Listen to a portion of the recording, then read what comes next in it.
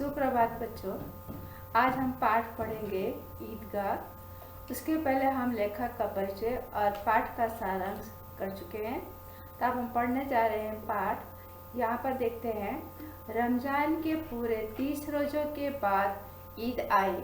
कितना मनोहर दृश्य, सुहाना प्रभात है। आज का सूर्य देखो कितना प्यारा शीतल है, मानो संसार को ईद की बधाई दे रहा है। गांव में कितनी हलचल है। ईदगाह जाने की तैयारियां हो रही हैं। किसी के कुर्ते में बटन नहीं है, पड़ोस के घर में सुई धागा लेने दौड़ा जा रहा है। तो बच्चे यहाँ पर दिया है रमजान के पूरे 30 रोज़ों के बाद, यानी कि जो मुसलमान लोग होते हैं वो 30 दिन रोज़ा रखते हैं यानी उपवास रखते हैं और उसके बाद ईद का त्योहार आता है। यहाँ पर दिया हुआ है मनोहर, मनोहर यानी सुंदर, और यहाँ पर ही सुहावना, सुहावना ने रमणीय, प्रभात यानी सुबह। और यहाँ पर बताया कि आज का सूर्य कितना प्यारा है, प्यारा ने कितना अच्छा है। फिर यहाँ पर दिया शीतल, शीतल ने ठंडक। जब सुबह होता है, सुबह का मौसम कैसा होता है, ठंडक होता है। लेकिन आज ईद का त्योहार जिसकी वजह से सभी को आनंद ही आनंद है। और लोगों, लेखक ने यह बताया है कि जो सूर्योदय है ऐसा लगता है जैसे पूरे संसार को क्या देने आया है, बधाई देने आया हुआ है। और सबसे ज्यादा गांव के लोगों में हलचल मची हुई है, वो सब ईदगाह जाने के लिए तैयार है। यहाँ पर एक लेखक ने बताया है कि सबसे ज्यादा उत्साह बच्चों में देखने को मिलता है। किसी के कुर्ते में बटन नहीं है, यानी पड़ोस के घर में सुई धागा लेने दौड़ा जा रहे हैं, यानी कि वहाँ त्योहार मनाने के लिए सभी के मन में खुशी और उत्साह से भरा हुआ है। और यहाँ पर बताया है कि जूते कड़े हो गए हैं, यानी कि बच्चों ये लोग इतने गरीब घर के हैं कि इनके घर में नए जूते चप्पल खरीदने के लिए पैसे होते नहीं हैं और ये अपना काम पूरा जूते त्योहार या शादी ब्याह आता है तभी उसे पहनते हैं, बाकी फिर उससे संग्रह करके रख देते हैं। जिसे बताया कि जूते कड़े हो गए हैं, यानी उसको संभाल करके रखा हुआ है, कहीं जाना हो तब उसे पहनते हैं। तो उनमें तेल डालने के लिए तेली के पास भागा जाता है। तेली यानी कि जहाँ तेल निकाला जाता है, जैसे आप लोग देखते होंगे सिंगदाना जो होता है, सिंग तेल जिसे कहते हैं, उसका तेल भी निकलता है। मस्टर्ड ऑयल है, मस्टर्ड ऑयल का तेल निकलता है, तिल्ली का तेल है, बादाम का तेल है, और उससे मशीन में निकाला जाता है, उसे कहते हैं तेली। जल्दी जल्दी बैलों को सानी पानी दे दे। सानी पानी यानी मुहावरा है, यानी गांव का पूरा दृश्य बताया गया है कि जो लोगों के घर पर जानवर है, बैल वगैरह है, जिससे खेती की जाती है। अभी तक खेती काम बैल नहीं करते, अभी ट्रैक्टर आ गया, नई टेक्नोलॉजी आ गई है। सानी पानी देना ने बैलों को खाना पानी दे रहे हैं। क्यों? क्योंकि ईदगाह से लौटते लौटते दोपहर हो जाएगी। 3 कोस का पैदल रास्ता है, यानी कि ईदगाह जाएंगे, वापस कब आएंगे कुछ पता नहीं है, और वो भी पैदल जाना है। कितना किलोमीटर है? 3 कोस। 3 कोस यानी 3 किलोमीटर। पुराने जमाने में 3 कोस रास्ता मापने के लिए कहा जाता था, लेकिन पढ़े लिखे लोग अब इसे 3 कोस की जगह 3 किलोमीटर कहते हैं। कई बार हम देखते हैं कि पत्थरों पर लिखा हुआ होता है कि भाई अभी यहाँ से हम जा रहे हैं, मान लो कि धर्म से पेटला जा रहे हैं, कितना किलोमीटर है, तो पत्थरों पर लिखा होता है, उससे हम अनुमान लगाते हैं कभी इतना दूरी, अभी इतनी बाकी है। फिर सैकड़ों आदमियों से मिलना भेंटना, दोपहर के पहले लौटना असंभव है। कि हम वहाँ ईदगाह जा रहे हैं और वहाँ से आने में क्या होगा, समय लग सकता है। वहाँ सैकड़ों लोग आने, वहाँ 100-200 नहीं, काफ़ी लोग वहाँ पर आएंगे और उन लोगों से क्या होगा, भेंटना, भेंटना आने गले लगाना। असंभव आने संभव नहीं है कि समय से हम घर वापस आ जाए। लड़के सबसे ज़्यादा प्रसन्न हैं। किसी ने 1 रोज़ा रखा है, वह भी दोपहर तक। किसी ने वह भी नहीं, लेकिन ईदगाह जाने की खुशी उनके हिस्से की चीज है। रोजे बड़े बूढ़े के लिए है कि लेखक बता रहे हैं कि बच्चों ने रोजा रखा है, किसी ने 1 दिन का रखा है, किसी ने आधे दिन का रखा है, किसी ने वो भी नहीं रखा है। और रोजा बच्चों का नहीं है। रोजा किसका है? रोजा बड़े बूढ़े लोग करते हैं, बच्चे करते नहीं है। इनके लिए तो ईद है। ईद क्या है? खुशी का त्योहार है। उनको बाहर जाना, घूमना फिरना, तैयार होना बच्चों के ही सब चाहिए। रोज ईद का नाम रटते हैं। रटते आने बोलते रहते हैं, ईद कब आएगी, हम ईद कैसे जाएंगे, ईद की तैयारी कैसे करेंगे। उसके बारे में बच्चे क्या करते हैं? आपस में बड़े बूढ़ों से चर्चा बातचीत करते रहते हैं और तैयारी करते हैं। आज वह आ गई। क्या आ गई? ईद का त्योहार आ गया। वह जल्दी पड़ी है कि लोग ईदगाह क्यों नहीं चलते हैं। किसको जल्दी पड़ी है? बच्चों को। बच्चों को घर में रहना नहीं, बच्चों को कहाँ जाना है? ईदगाह जल्दी से जल्दी वहाँ पहुँचना है। उनकी अपनी जेबों में तो कुबेर का धन भरा हुआ है। कुबेर का धन। कुबेर कौन था? बहुत धनवान राजा था, बराबर, जिसे कुबेर का राजा कहा जाता है। बड़ौदा में देखेंगे, वहाँ पर अपने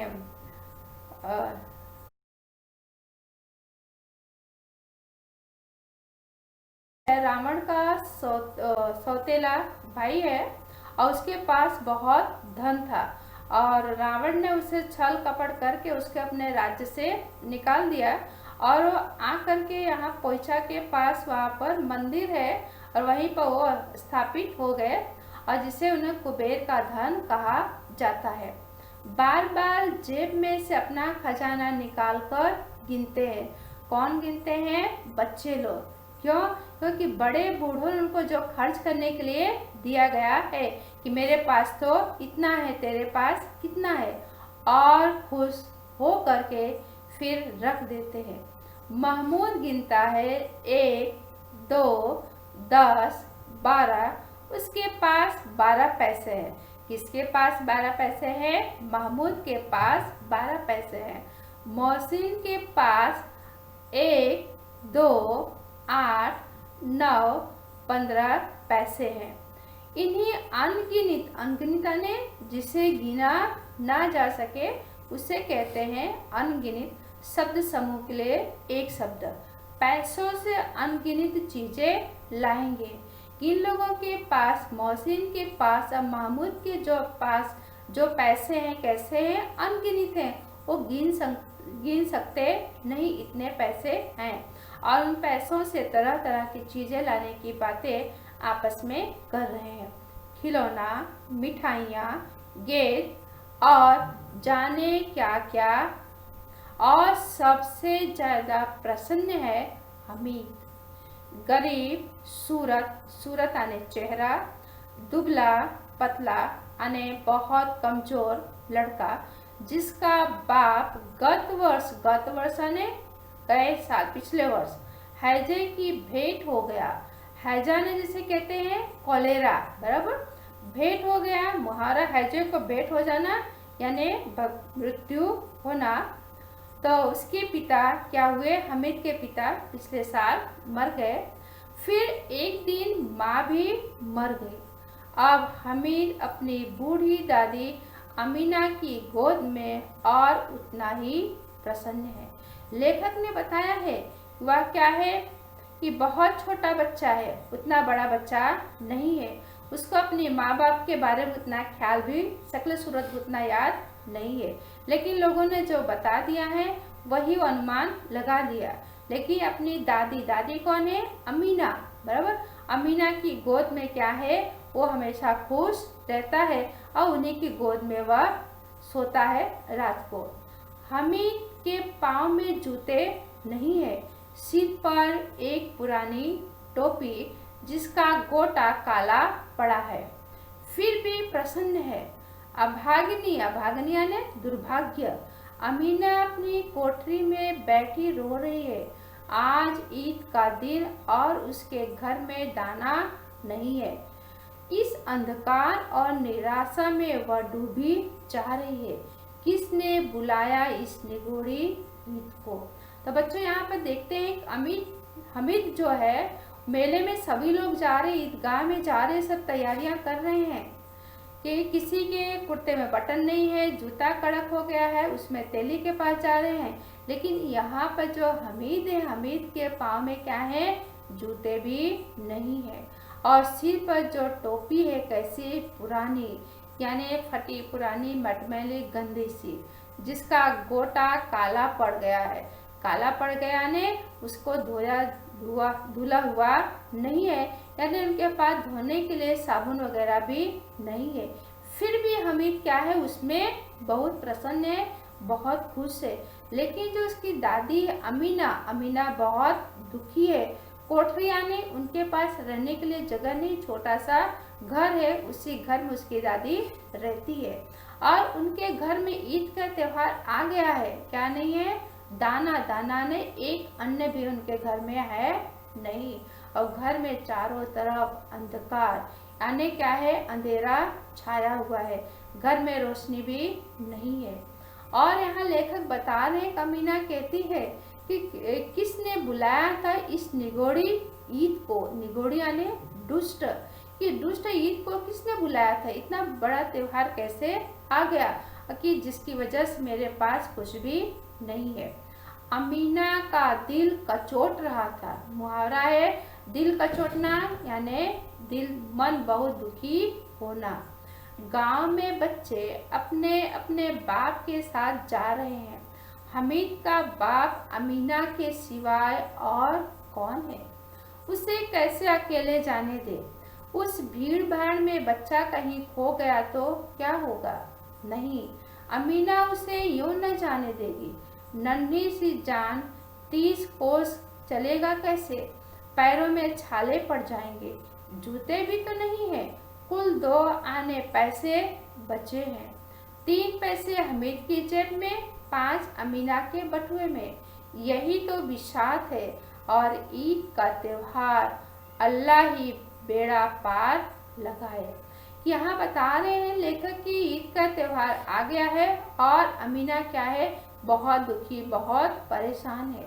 सभी बच्चे अपने अपने बाप यानी अपने अपने पिता के साथ, दादा के साथ, बड़े बुजुर्गों के साथ जाएंगे। लेकिन हमीद का अमीना के सिवाय इस दुनिया में कोई और नहीं है, और वह छोटी सी जान कैसे अकेले जाएगा। अगर वो गया भी तो सही, भीड़ भाड़ में कहीं खो गया तो, यानी अमीना को हमीद को लेकर के बहुत परेशान रहती है, उसे चिंता सताया करती है, वो बच्चे को जाने देना नहीं चाहती है। और फिर जो जाने का जो रास्ता है 3 कोस है, यानी 3 किलोमीटर पैदल चल के जाना है। पैरों में छाले पड़ जाएंगे। छाले यानी कई बार देखते हैं कि पैरों में जिनके पैरों में जूते चप्पल नहीं होते हैं, नंगे पैर चलते हैं, तो क्या होता है कि उनके पैर में फोले हो जाते हैं। और फिर उनके पास उतने पैसे भी नहीं है जिससे नए जूते चप्पल ला दे। कितने पैसे अमीना के पास, अमीना के पास सिर्फ 2 आने पैसे हैं। कितने पैसे उसने हमीद को दिया, हमीद को अमीना ने 3 पैसे उसकी जेब में, और अमीना के बटुआ में कितने हैं, 5 हैं। बटुआ ने पैसा रखने की थैली। यही थी विसात ने, यही अमीना की हैसियत है, यही अमीना की औकात है, उसके पास ज़्यादा पैसे नहीं है। और फिर अल्लाह ही बेड़ा पार लगाए, अनेक अल्लाह ही इस संकट को, इस मुसीबत को टाले। हमीद भीतर जाकर दादी से कहता है, तुम डरना नहीं अम्मा, मैं सबसे पहले आऊँगा। यानी छोटी सी जान देखिए, लेखक बता रहे हैं कि उसे क्या है, अपनी दादी की परवाह है। उसे पता है कि दादी मुझे लेकर कितनी हैरान और परेशान रहती है। वो अपने दादी को क्या कह रहा है, आश्वासन दे रहा है कि आप चिंता मत करना, मैं सबसे पहले आ जाऊंगा। गांव से मेला चला और बच्चों के साथ हमीद भी जा रहा था। कभी दौड़कर आगे निकल जाता, फिर किसी पेड़ के नीचे खड़े होकर साथ वालों का इंतजार करता। हमीद के पैरों में तो जैसे पर लग गए, वह कभी थक सकता नहीं था। यहाँ लेखक बता रहे हैं कि हामिद मेले में जाने के लिए तैयार हो गया, अपने दादी का आश्वासन देता है कि आप चिंता मत करिए, मैं सबसे जल्दी आ जाऊंगा। और गांव से बच्चे चले मेले में जाने के लिए, और हामिद पैदल जा रहा है, कभी वो दौड़ता है और सबसे पहले दौड़ करके पेड़ के नीचे आकर खड़ा हो जाता, अपने साथियों का क्या करता है, इंतजार करता है, इंतजार यानी उनकी प्रतीक्षा करता है। और हामिद के पैरों में जैसे पर लग गए, पर लगना ने जैसे वो उसके अंदर तेजी आ गई, स्फूर्ति आ गई। जिस तरह आकाश में पक्षी वगैरह पर लगा के उड़ते हैं, उसी तरह वह खुशी खुशी क्या करता है, ईदगाह में जाने के लिए वो दौड़ता चला जा रहा है, कभी वह थकने का नाम नहीं लेता। लेखक आगे बता रहे हैं कि रास्ते में क्या आ रहे हैं, रास्ते में बड़ी बड़ी इमारतें आने लगी, या अदालत या कॉलेज है या कलाघर है, आगे चले। हलवाइयों की दुकान शुरू हुई, आज खूब सजी हुई थी, इतनी मिठाइयाँ कौन खाता है, देखो ना एक एक दुकान पर मनो होंगी। यहाँ बता रहे हैं कि मेले में सभी जो लोग जा रहे हैं, मेले में हामिद देखता है कि पहली बार वो अपने घर से बाहर निकल रहा है। बड़ी बड़ी इमारतें, बड़ी बड़ी यानी जिसे हम लोग कहते हैं बहुमाली इमारतें, जिसे फ्लैट कहते हैं, एक ऊपर एक मकान बनाया जाता है। यह अदालत, अदालत यानी कोर्ट, या कॉलेज है, या कलाघर, कलाघर यानी या चित्र घर है। फिर आगे जैसे बढ़ के जाते वहां पर किसकी दुकानें आई, हलवाइयों की दुकानें आई हैं, जो मिठाई वगैरह बनाते हैं, शब्द समूह के लिए उसे हलवाई कहा जाता है। और आज वहाँ पर क्या है, हलवाई की दुकानें खूब सजी हुई, किस तरह से, तरह तरह की मिठाइयाँ भी हैं, और वहाँ पर लाइट वगैरह भी की रोशनी भी की गई है। और यहाँ बता मनो होगी कि एक एक दुकान पर क्या होंगी, मनो, मनो यानी 20 किलो से ज़्यादा मिठाइयाँ एक एक दुकान पर रखी हुई थी। सहसा ईदगाह नजर आई, इमली के घने वृक्षों की छाया है, नीचे पक्का फर्श है, उस पर जाजिम बिछी हुई है, रोजेदारों की पंक्तियां एक के पीछे एक न जाने कहाँ तक चली गई हैं। यहाँ कोई धन और पद नहीं देखता। इन ग्रामीणों ने भी वजू किया और पिछली पंक्ति में खड़े हो गए। कितना सुंदर संचालन है, कितनी सुंदर व्यवस्था। हजारों सिर एक साथ सिजदे में झुक जाते हैं, फिर सब एक साथ खड़े हो जाते हैं, मानो भातृत्व का एक सूत्र समस्त आत्माओं को एक कड़ी में पिरोए हुए है।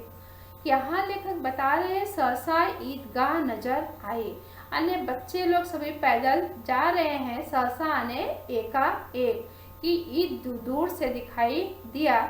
इमली के घने वृक्ष की छाया है। इमली आप लोगों को पता है, वृक्ष आने पेड़, कैसा पेड़ है, बहुत घना पेड़ है। नीचे पक्का फर्श है, फर्श आने जमीन, जो जमीन है कैसा है, वहाँ टाइल्स वगैरह लगी हुई है, उस पर जाजिम बिछी हुई है। रोजेदारों की पंक्तियां एक के पीछे एक ना जाने कहाँ तक चली गई हैं, कि जो लोग वहाँ पर आए हुए हैं सभी लोग क्या हैं, पंक्तियां ने एक ही कतार में, एक ही लाइन में, सब एक के पीछे एक खड़े होते चले गए हैं। यहाँ कोई धन और पद नहीं दिखता है।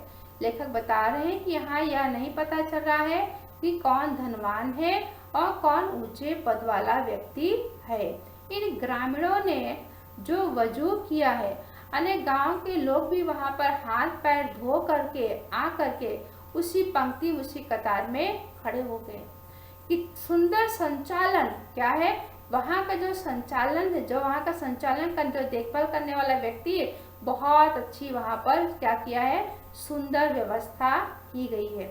हजारों सिर एक साथ सिजदे में झुक जाते हैं, कि जो पंक्ति में लोग खड़े हुए हैं, कि हजारों लोग खड़े हैं और हजारों लोगों का सिर एक साथ क्या होता है, वहाँ ईदगाह में सभी लोग अपना सिर, हजारों लोग एक साथ नीचे झुकाते हैं, फिर एक साथ अपना सिर क्या करते हैं, ऊपर उठाते हैं।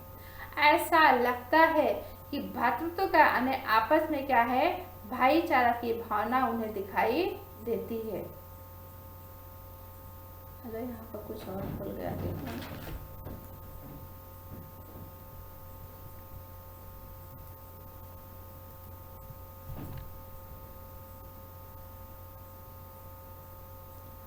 सॉरी।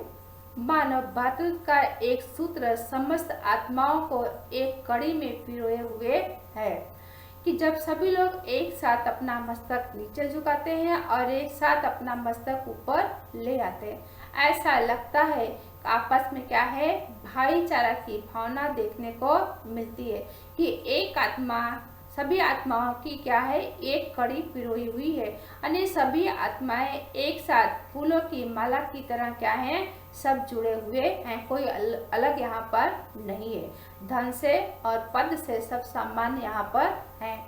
नमाज खत्म हो गई, लोग आपस में गले मिले। अब मिठाइयाँ खिलौने की दुकानों पर धावा होता है कि यानी यहाँ पर नमाज वगैरह पढ़ी गई। अब नमाज पढ़ने के बाद सभी लोग आपस में दूसरे को, छोटे बड़े बूढ़े सभी दूसरे को क्या करते हैं, गले मिलते हैं, बैठते हैं और फिर सभी लोग कहाँ चल पड़ते हैं, मिठाइयों और खिलौने की दुकानों पर।